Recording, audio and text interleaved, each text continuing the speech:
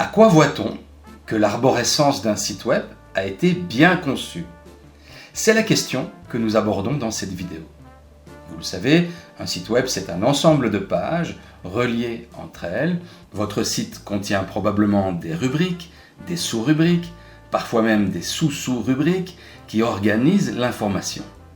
Cette architecture de contenu se reflète à travers vos menus de navigation ou votre fil d'Ariane qui permettent à vos utilisateurs de s'orienter. Mais quels sont les signaux d'une expérience de navigation réussie? Nous allons voir ensemble 7 indicateurs qui vont vous permettre de mesurer objectivement l'efficacité de votre structure de contenu. Le premier indicateur de réussite, c'est de trouver ce que l'on cherche. Malheureusement, ce n'est pas toujours le cas sur un site web. Les utilisateurs, face à l'ampleur de votre offre, peuvent passer à côté de l'information qui les aurait intéressés.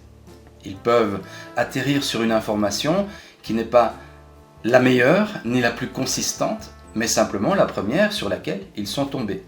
Parfois aussi, ils peuvent tout simplement se décourager et abandonner leur recherche. C'est le fameux phénomène de l'abandon de caddie sur les sites commerciaux, mais ce découragement peut évidemment aussi se produire sur des sites éditoriaux ou institutionnels. L'utilisateur décide de quitter le site web et de plutôt décrocher son téléphone ou même renoncer à la démarche dans laquelle il s'était investi parce qu'elle lui coûte trop d'énergie ou trop de prise de tête. Le deuxième critère de performance, c'est le temps qu'un utilisateur doit dépenser pour atteindre l'information. Le temps, c'est de l'énergie et donc c'est précieux. Est-ce que vous allez rouler pendant 1 heure pour aller chercher vos petits pains à 50 km de chez vous?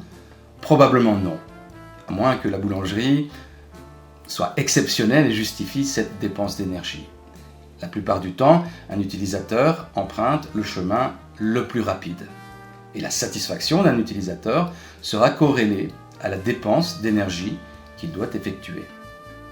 Dans un test utilisateur, le temps est une donnée objective très facile à mesurer. Et on améliore un site web lorsque on parvient à diminuer le temps moyen pour réaliser une tâche. Toujours dans l'idée de diminuer l'effort des utilisateurs, le nombre de clics reste un critère. En théorie, mieux vaut accéder à une information en 3 clics qu'en 6. Cela relève du bon sens. Ici encore, on a affaire à un critère facilement mesurable. Dans un test utilisateur, on peut facilement enregistrer le nombre de clics qu'un utilisateur doit consentir pour accéder à l'information. Mais ce critère doit être recoupé avec d'autres aspects. En effet, certaines études d'ergonomie ont montré que dans certains cas, mieux vaut 5 clics rapides et intuitifs que 3 clics qui sous-tendent une décision difficile. Le nombre de clics doit donc toujours être mis en parallèle avec le facteur temps, les hésitations et la façon dont l'utilisateur perçoit les choses. Dans certains tests, nous utilisons un critère que nous appelons directness, c'est-à-dire la tendance des utilisateurs à se diriger tout droit vers une information, sans tergiversation. Ou au contraire, la tendance à marquer des hésitations, des retours en arrière, à explorer plusieurs chemins avant de choisir le bon. Il sera intéressant lors des tests d'identifier la source de ces hésitations. Quels sont les carrefours de votre site web qui prêtent aux doutes ou aux erreurs? Souvent, il s'agit d'un libellé équivoque ou d'une classification qui ne correspond pas à la logique d'un certain nombre d'utilisateurs.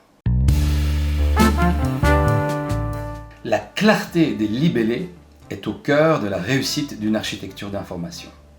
Un libellé, c'est le nom que nous donnons à une rubrique. Un bon libellé doit être clair et compréhensible, sans ambiguïté. Il ne doit pas être source d'hésitation. Sans polysémie, sans double sens, à nouveau pour éviter toute ambiguïté. Et un bon libellé doit être concret et précis. Les libellés trop abstraits ou trop génériques sont un problème fréquent sur les sites web. Il faut appeler un chat un chat. Les utilisateurs cherchent-ils l'information là où elle se trouve?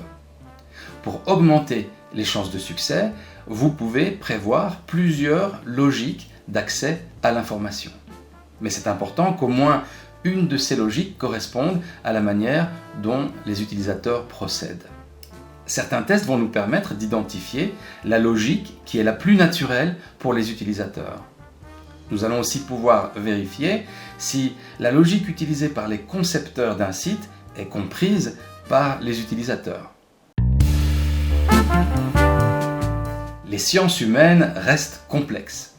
Parfois, un utilisateur parvient à trouver l'information assez rapidement, sans trop d'hésitation, et pourtant va exprimer une frustration. À d'autres moments, nous observons un utilisateur qui nous donne l'impression d'éprouver des difficultés, et pourtant, l'utilisateur va au final se montrer satisfait. C'est pourquoi, lorsque nous analysons un site web, il est utile de combiner des critères factuels, objectifs, tels que le temps, le nombre de clics, le nombre de retours en arrière, avec des critères subjectifs.